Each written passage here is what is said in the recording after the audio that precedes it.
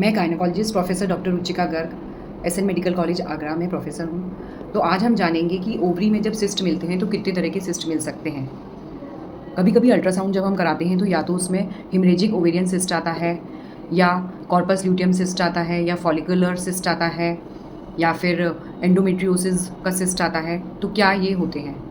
तो जो follicular cyst होता है, अगर वो 5 सेंटीमीटर से कम है तो उसमें कोई दिक्कत नहीं है। हर महीने हमारी माहवारी के समय अंडा बनता है, हर महीने की साइकिल में। तो वो 20 mm तक का तो नॉर्मली बनता ही है। कभी कभी अल्ट्रासाउंड में उसको भी नाप दिया जाता है। और हिमरेजिक सिस्ट जो है, कभी कभी उस सिस्ट में ब्लड भर जाता है तो उसे हिमरेजिक सिस्ट कह सकते हैं। हिमरेजिक सिस्ट भी 2-3 महीने में दवाइयों से या ठीक हो जाते हैं। अब आते हैं बात कॉम्प्लेक्स सिस्ट की। कॉम्प्लेक्स सिस्ट भी कभी कभी दवाइयों से ठीक हो जाते हैं, या कभी कभी उनके लिए ऑपरेशन भी करना पड़ सकता है। और एंडोमेट्रियोसिस के जो सिस्ट होते हैं वो उनको ऑपरेशन से ही करना पड़ता है, निकालना पड़ता है। वो चॉकलेट सिस्ट भी होते हैं, उनके अंदर चॉकलेट कलर का मटेरियल भरा होता है। वो बच्चा कंसीव करने में प्रॉब्लम करते हैं और उनकी वजह से पेड़ों में काफ़ी दर्द या माहवारी के समय काफ़ी पेन रह सकता है। और कुछ जो ओवरी में सिस्ट होते हैं वो कैंसर के भी हो सकते हैं।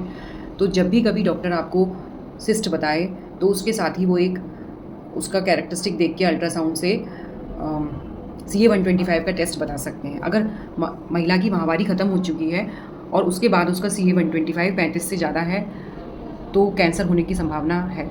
अगर CA-125 नॉर्मल है तो थोड़ा सा माहवारी ख़त्म होने के बाद, मेनोपॉज के बाद, हम थोड़ा चैन की सांस ले सकते हैं कि वो सिस्ट बेनाइन होगा। क्योंकि सिस्ट 2 तरह के हो सकते हैं, बेनाइन या मेलिग्नेंट। मेलिग्नेंट मतलब कि कैंसर बन गया है, वो आसपास फैल सकता है। लेकिन बेनाइन सिस्ट मतलब कि वो साइलेंट सिस्ट हैं।